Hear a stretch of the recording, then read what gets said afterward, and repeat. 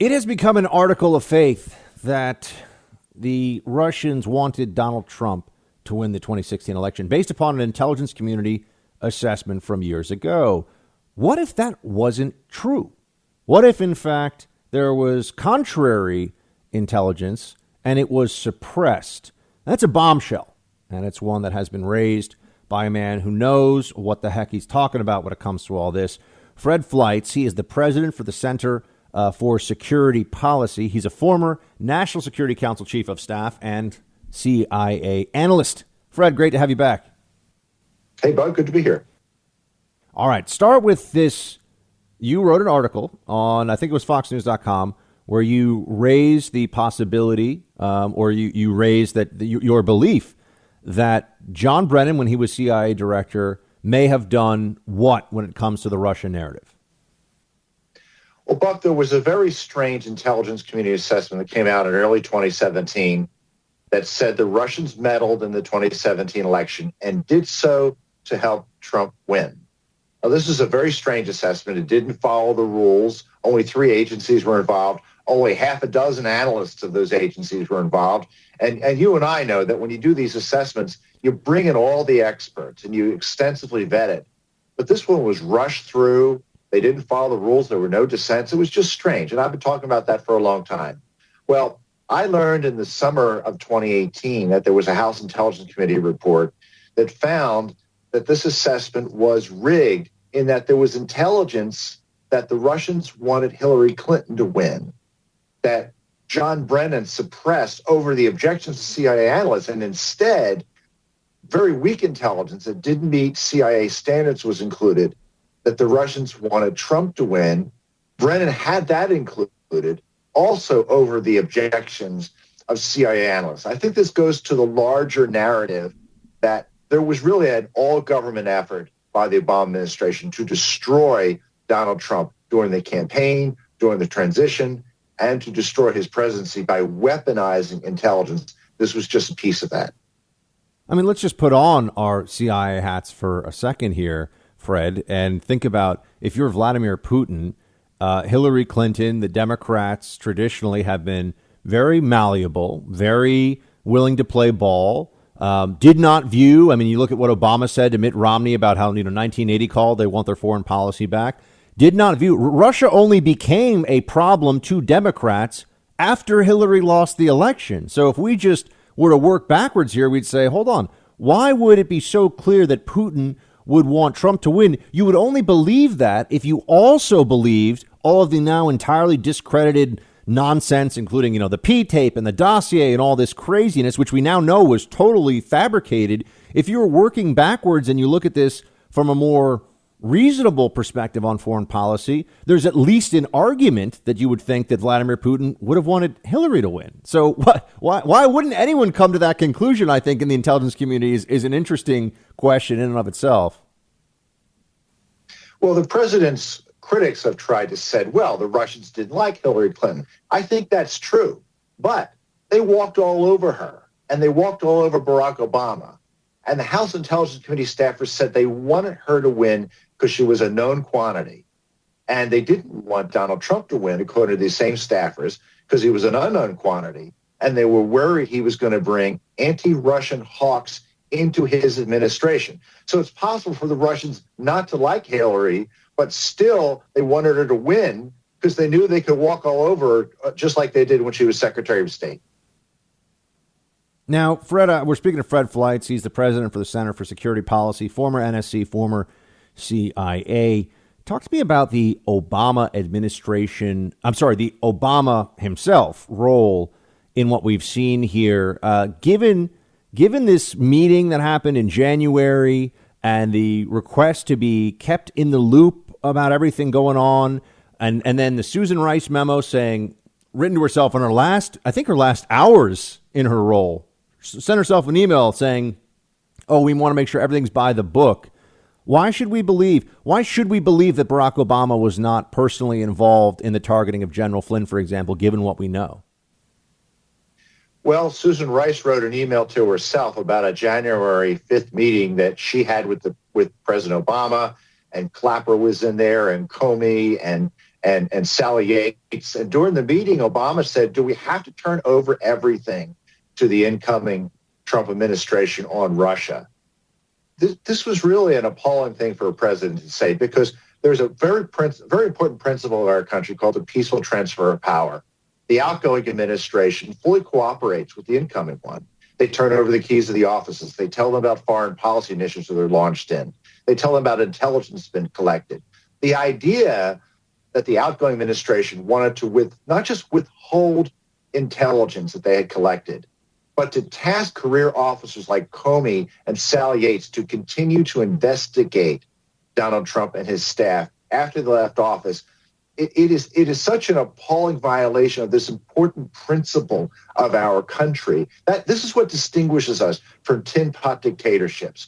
When the election is over, the losing party submits to the will of the American people and cooperates and wishes the next administration well. Instead, Barack Obama, clearly by that question in that January 5th meeting, directed his staff to withhold information and to continue to undermine Trump even after Inauguration Day. Now, there's the unmasking controversy that has gotten a little bit more attention, in part because there have been these reports that the acting director of national intelligence, Richard Grenell, has been saying, look, I'm going to release a list of the senior administration officials. Now, and just to review for everybody, I think this audience knows this quite well, but unmasking refers to getting information about what had been covered up U.S. personnel names, essentially, in surveillance intercepts. You unmask them, it means, well, instead of, U.S. person number 1, it's Fred Fleitz, right? Instead of U.S. person number 2, it's Buck Sexton. And they can find out who the person is having the conversation. That's a very sensitive tool to use because you're talking now about surveillance on American citizens. Fred, where does this unmasking issue stand? What's Grenell's position? And why does it seem like it's been held up? I'm not sure why it's been held up, but it's an important principle that in foreign intelligence reports, the names of Americans are redacted because we're not supposed to collect against them. I've been involved in unmasking. It's very unusual. There have to be very good reasons to do it. Now, Democrats run around saying, oh, it's done all the time. It's not done all the time. I was John Bolton's chief of staff for 4 years. He made 10 such requests. Deputy Secretary of Armitage in 4 years made 4. But Samantha Power, Obama's ambassador to the UN, made 260 requests, most of them in late 2016. Buck, I don't understand why the ambassador to the UN would need so many requests, reportedly of Trump campaign officials. I also don't understand why the names of these requesters hasn't been made public. It's not sensitive. I want to know specifically who asked for reports mentioning Michael Flynn to be demasked and what was the reason that they did it. I think we need to know that. And it's pretty clear it was an effort to destroy Flynn as part of their effort to destroy Donald Trump. And on this, look, it for me, and we're speaking to Fred Fleitz, president for the Center for Security Policy, ex-NSC and CIA. Fred, on this issue of basic transparency, are we going to get this list of the maskers or the unmaskers rather, and what the number of requests was? It seems to me like this is executive branch information. How can they stop us from knowing if we go through proper procedures? I mean, DNI Grenell seems to want to get it out there. As of at least yesterday, I saw there's some kind of a holdup. Are you confident we're going to find out? Because, yeah, what you just said, Samantha Power, UN ambassador, there's basically zero reason for her to be doing this. I mean, you and I have both seen a lot of classified reports. I remember when we would talk about anything that would touch on U.S. personnel, they're like, if you abuse any of this or we find out you messed around, you're out and you're going to leave in handcuffs. I mean, that was the attitude. But with these Obama administration officials, it's, whatever. It's our power. It's our prerogative. Are we going to find out? Well, I have not discussed this with Mr. Grenell. He sent the list of the requesters of the unmasking to the Justice Department. The Justice Department said it's not in our authority to demask them. Now, my understanding is Grenell has the highest authority to demask or to declassify information aside from the president, that he can release it. I wonder whether maybe Grenell sent this to the Justice Department to make sure that his action would not interfere with John Durham's investigation of misconduct around the election. But the president can reveal these names immediately. They're not classified. It's under his purview, or he can direct Grinnell to do it. There's no lawsuit. There's no right of these people to withhold this information. Yes, and they should be fine with it. I mean, this is the other problem here is there's no reason to believe that the people that were requesting these unmaskings, we're not asking. We're asking how many times and who are the officials who asked for the unmasking. That should be information. I mean, you just said, Bolton asked for it 10 times. That doesn't set up any red flags, right? But if we found out that Bolton, before a Democrat was about to be president, all of a sudden asked for, 300 or 400 unmaskings in the last weeks that he was in the job, and there was an effort to destroy a Democrat official who, then people would want to know what's going on. So it seems pretty clear here that they're playing games. Are you just before we let you go, Fred? Are you confident in the look? I've been very cynical about. On the one hand, I've known how bad a lot of the deep state, as you have too, how bad a lot of the deep state machinations have been, and the lies about the dossier and all this other stuff, which we've been proven right. So high five, you and me, and along with many others, but we've been proven right. Okay.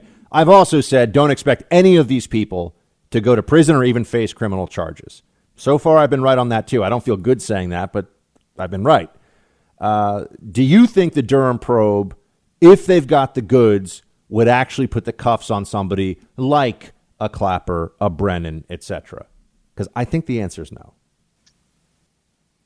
I'm sort of concerned that will never happen, but I'm holding out hope that Michael Flynn will be able to sue for damages for this prosecution of him, I think was completely groundless, manufactured by multiple Obama officials. That isn't full justice, but I think we'd all feel pretty good if he got back his legal fees and some fees for the emotional damage and distress he was put through by this fraudulent investigation. Yeah, he might be able to do a Bivens action, I think is what it's called, against for civil rights violations from the federal government. But those are very tough to win, so we'll have to see. Fred Fleitz, everybody, president of the Center for Security Policy, former NSC and CIA. Fred, always appreciate it, man. Come back soon. Good to be here. Thanks, Buck.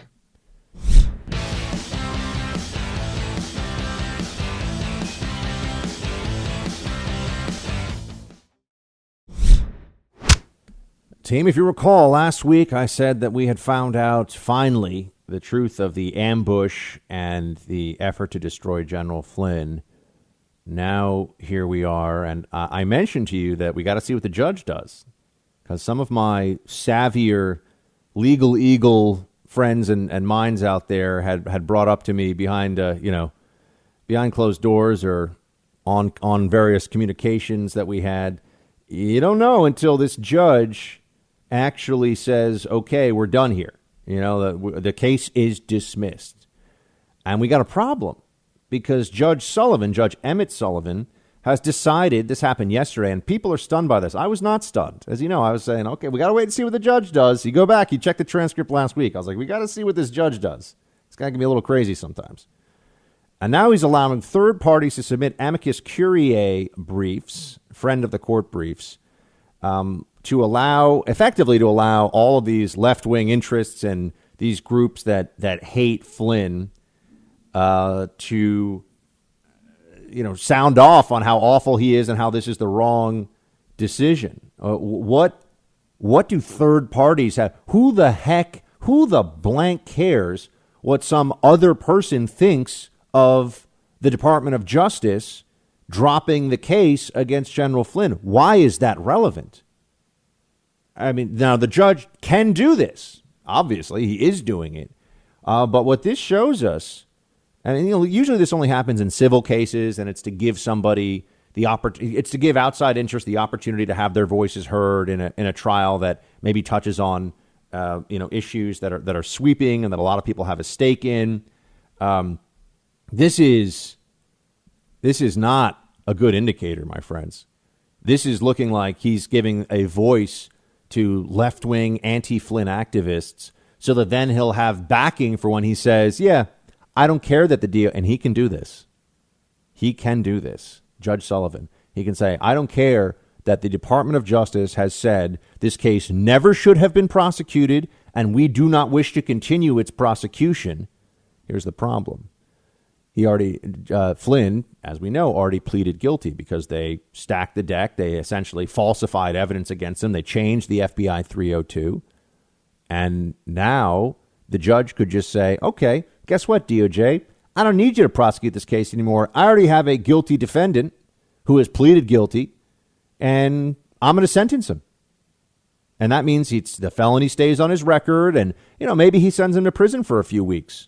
I mean, the judge could theoretically send him to prison all the way up to the top of the guidelines, which I think would be a couple of years. But if he did that, and maybe he will, if he did that, then we know this guy's completely out of his mind. There was cooperation with between Flynn and the Mueller probe. So you would think that he was facing 0 jail time. This was an issue of the man's honor, his integrity, getting back his reputation, the financial and psychological damage done to him. These deep state judges, I mean, you go into Washington, D.C., the D.C. circuit, you got a bunch of Obama appointees. This guy's not an Obama appointee, but you got a bunch of Obama appointees. You have a far left jury pool. They've all been watching too much of the idiot show on MSNBC and CNN, especially on Russia collusion stuff. And there's no accountability, really.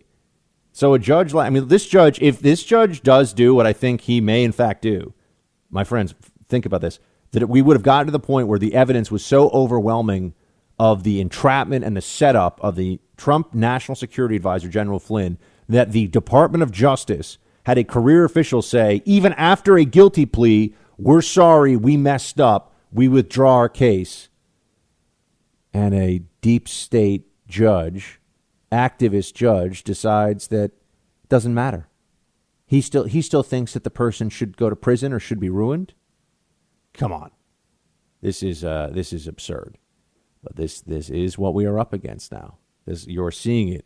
He may force the president to pardon it would be a convicted felon. That's what he will be if the judge allows it to be so. If the judge's pronouncement is, this is what happens, and he will force the president of the United States to pardon Flynn. You know what that does? Then the left turns around and says, see, justice was served. It's only the president who had to bail him out, one of his political cronies. They'll forget all about the new information. They'll forget all about do we get Flynn to lie or do we just get him fired? That's all you have to know here. The FBI never has a motivation to set up a meeting with you so they can get you fired from your job. That's not a criminal matter. That's not a criminal sanction. We don't want you to be in this position of authority anymore, so we're going to try to mess you up. That's like a high school prank, but conducted by the most powerful law enforcement agency in the country, dudes with guns who can lock you up in prison and ruin your life. This judge is going to allow that to happen? Hasn't. We don't know yet, but it's looking more and more like, yeah, he thinks that's justice. Disgusting.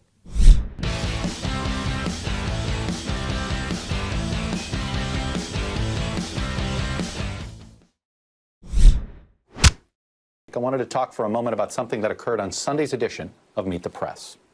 During the program, we aired a soundbite from a CBS News interview with the Attorney General, Bill Barr. In the bite that we aired and commented on, Mr. Barr was asked how he thinks the history of his decision to end the prosecution of the former National Security Advisor Michael Flynn will be written. Mr. Barr answered, quote, "History is written by the winner, so it largely depends on who's writing the history." In the full version of the interview and transcript, he went on to say, "But I think a fair history would say that it was a good decision because it upheld the rule of law." Now, we did not edit that out.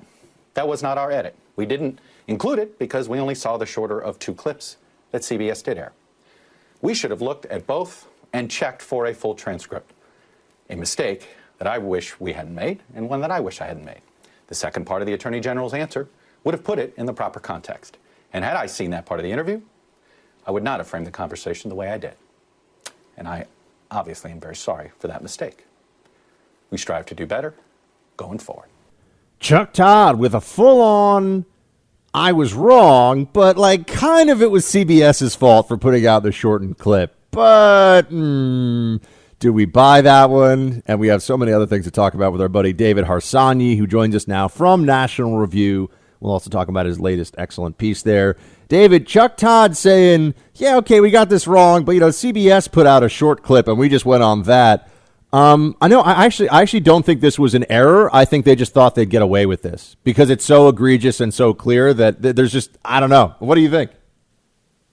Yeah, I tend to think that he did that on purpose to make a point that was something that a lot of the media was talking about at the time. But, you know, the problem here, I think, is that there's never any consequence for this sort of thing. Now, I'm not saying Chuck Todd should be fired, but I mean, you know, if in the old days you were at a newspaper and you cut a quote in a way to make someone seem like they're saying something they're not, there would be some kind of consequence, I think, for it. Even today, I saw the New York Times had a quote from Jared Kushner where he says, you know, that the elections will be delayed. But when you look at the whole quote later on, it actually says, he says, I am not in charge of that, you know, which is an important part of the statement, which was cut out. So then, you know, Hillary's repeating it. It becomes like embedded in the conversation that we're having.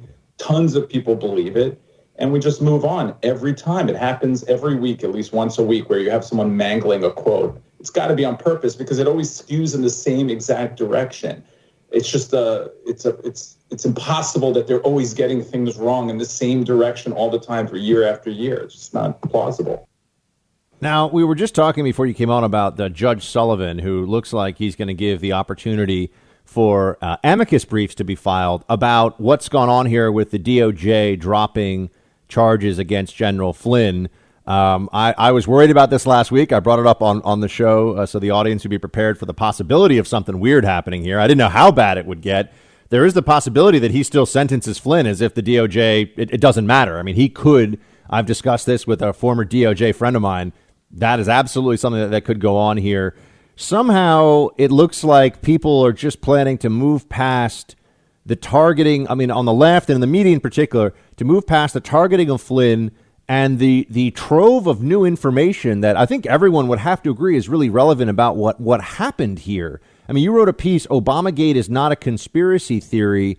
There, and you say that there's more, this is up on National Review right now, there's more evidence for the targeting of Flynn and for Obamagate, meaning Obama being directly involved in this in some capacity, than there ever was for Russia collusion. But the media just wants to move past this. I mean, Brian Stelter, who's a joke and a clown, was saying that the right is obsessed with this story now. It's so hard to even push back against what they're doing because it's gaslighting. You know, they pretend that it's a conspiracy theory, even though you ask them a slew of questions. There's a ton of evidence, a ton. FISA warrant applications, over 90% of them in this case had fraudulent evidence and were riddled with errors. And you have, you know, tons of stuff that we're learning about Adam Schiff and how he lied about having evidence of collusion and so on. I mean, there's so much. And they never answer any of those specific questions. They just quickly jump to some, you know, over-the-top comment that Trump made or, you know, some exaggeration he made, and then sort of revolve their argument around that and ignore the massive evidence we have that something wrong had happened here. So it's difficult to push back against it, but it is not a conspiracy theory. Perhaps it's, you know, perhaps Obama, and I mentioned this in my piece, you know, people jumped all over it. Perhaps there's no specific crime that Obama, you know, engaged in that we're going to prosecute him for. I think you shouldn't think that, people shouldn't think that's going to happen. But clearly he knew what was going on, and clearly there are abuses of power here.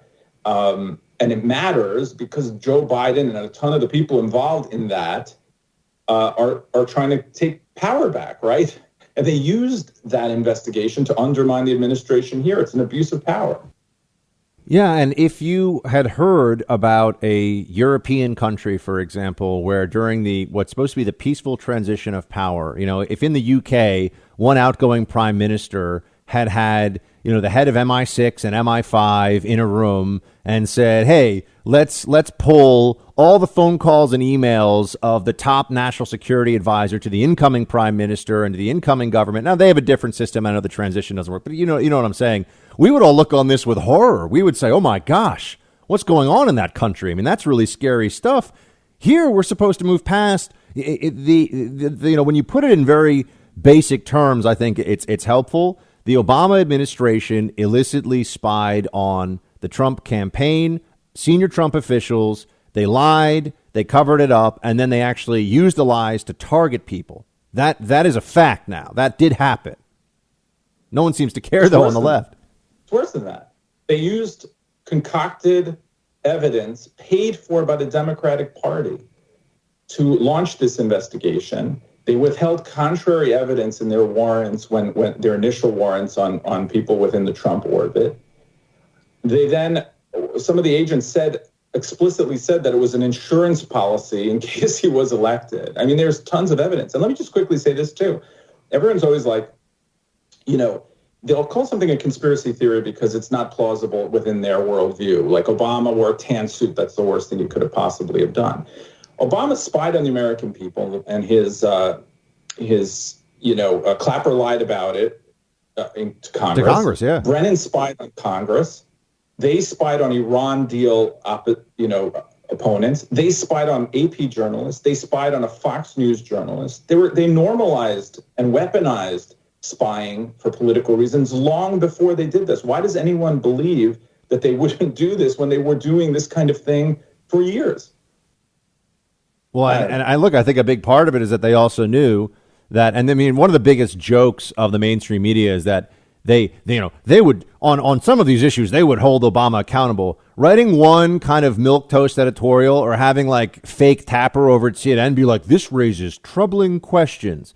That's what they do when a Democrat essentially shreds the Constitution. When Trump theoretically could do something, they're calling it fascism and saying that he should be kicked out of office through impeachment. I mean, journalists are saying this. That's the difference. So there's no accountability.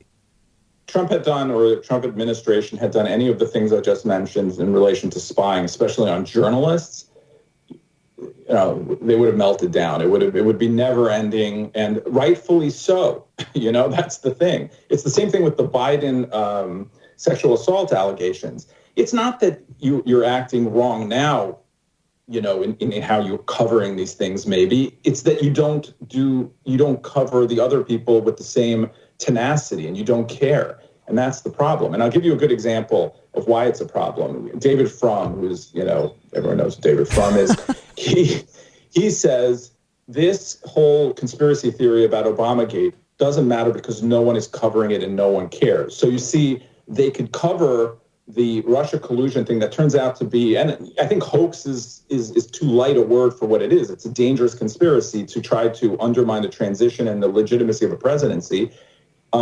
But then when we prove that it's this corrupt enterprise, we don't care because no one pays attention. Well, no one pays attention because you're not covering it. That's why no one's paying attention. So the media matters, and how they cover things, I think, really matter. And this is a good example of why. We're speaking to David Harsanyi, senior editor at National Review. He's got a great piece, Obamagate is Not a Conspiracy Theory, up on nationalreview.com. Now, David, I want to transition to something that I've sort of talked to you about offline.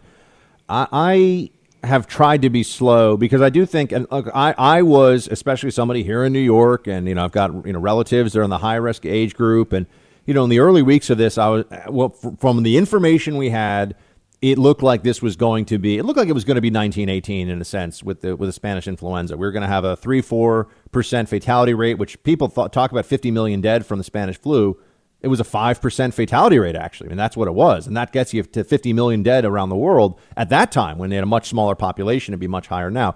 Turns out it's much, much less than that. And so you would think that there'd be a ratcheting down of concern and also an elevation of the economic concerns. This is just a way of saying, I'm now at the point where I think that most of the opposition to reopen and to individual and economic freedoms has become political. It's actually not fear-based. Where are you on this spectrum, and what's changing your mind one way or the other about this? Well, when you see folks writing pieces about how, Republican governors want to kill their population, but then they conveniently leave out Colorado or places in California, mayors, things like that, and just focus on Georgia or someplace, some red place, then obviously they're just using this, for politics. And I don't think it was a hoax that this was coming and people were legitimately scared and they legitimately tried to close down and flatten the curve and all that stuff. I think it was legitimate. But I think since then, a lot of partisans believe that they need to keep the economy closed until November to win the election. And that's, I think there are a bunch of people like that. And because of how partisan everything is, you can't really have a debate about economic trade-offs and the trade-offs in lives. And all of a sudden, if if one person is dying, we can't open it up. It's such an inane position to take that we don't take for any other thing we do in life.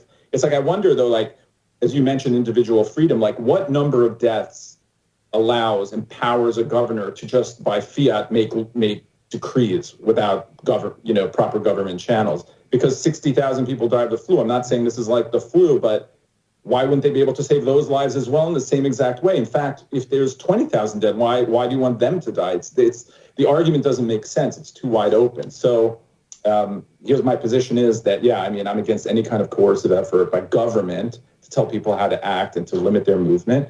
I personally pretty much follow all the rules because I'm kind of a coward, but for other reasons as well. But I just don't see why the Maryland governor where I live can tell me that I can't go shopping somewhere. But see, here's the point. And I mean, I appreciate that you admit that you're taking those personal precautions. And so you're not telling, but I think people that are advocating, and I would assume you're finding yourself in this group too, it's that if you want to continue to take individual precautions for yourself, no one's saying don't do that. What people like me are opposed to is, someone recently, I just saw this, today on social media, a couple of guys got together, some bikers got together to have some drinks somewhere or something, and 20 police cars show up and are like, you better break or we're going to arrest you because you're breaking our COVID ordinance. That's a problem. Yeah, 100%. I mean, not to get too into it, but I have someone in my family who's immunocompromised, so I want to keep them away from this or even the flu or anything like that. So I do my best to do that. That's a personal decision. There's zero reason why the parks here are closed, right? There's zero reason why a beach should be closed. There's zero reason why the government should be able to tell a bunch of bikers not to get together and have a beer. There's just the Constitution doesn't say except if things are, some people are dying from a virus. Well, and I think I take it seriously. Yeah, and ultimately, I also view this as if the government can say your actions could theoretically have a negative health consequence. When I mean your actions, your normal day-to-day actions, just you being a human being who's going about your life, could have negative consequences for somebody else, and they can tell you that you can't open your business. How far are we from China where they say no, you cannot leave your home? You cannot leave. You cannot go outside. And if you do, we will either fine you or imprison you. I don't see how there's where's the check on that authority? I don't see where it is. I think they could declare that, and some people would say, okay. Yeah, I think some people would say, okay. But I think it's also important to remember that in general, I stay home despite the rules, the governor telling me I have to. I don't do it because of that. I think most Americans would act in ways that are responsible, considering the information they have without government telling them to do it. And I think that's what happened initially in Florida and other places. People locked down because, they took it seriously. Yeah. But as I'm sure you've mentioned many times, this was about flattening the curve, and we've done that clearly. So I don't understand, the argument changed while we've been locked down. And we should be allowed to be upset by that, by the way. We should be allowed to note that and say, hold on a second. Yes. Yeah. The point was we didn't want to overwhelm hospitals. It was a very decent point to make, and New York really suffered, and there was a potential of that happening. But you have other places, you have hospitals going out of business and firing people because no one's showing up for the other ailments that they have.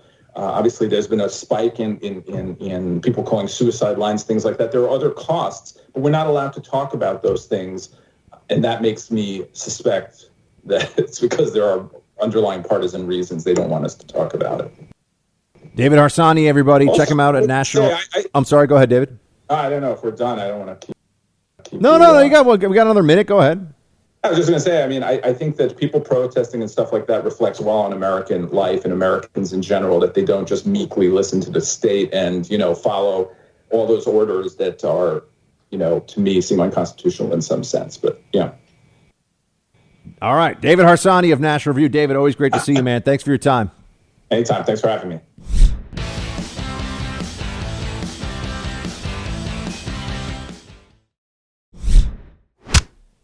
Just when you thought CNN couldn't get any more ridiculous, they up their game and get more horrible.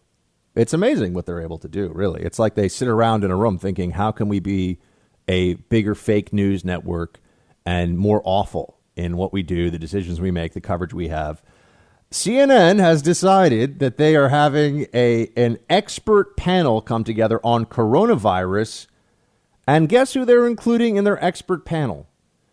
17-year-old Greta Thunberg. That's right. Remember? How dare you? Remember Greta Thunberg? She is an expert in nothing. She is 17 years old, but CNN, while they're lecturing everybody about science and expertise all the time, CNN is putting her on a televised panel of coronavirus experts. These CNN morons are beyond parody. They really are. I can't even think of effective ways to mock them anymore. They debase themselves so much more than I ever could.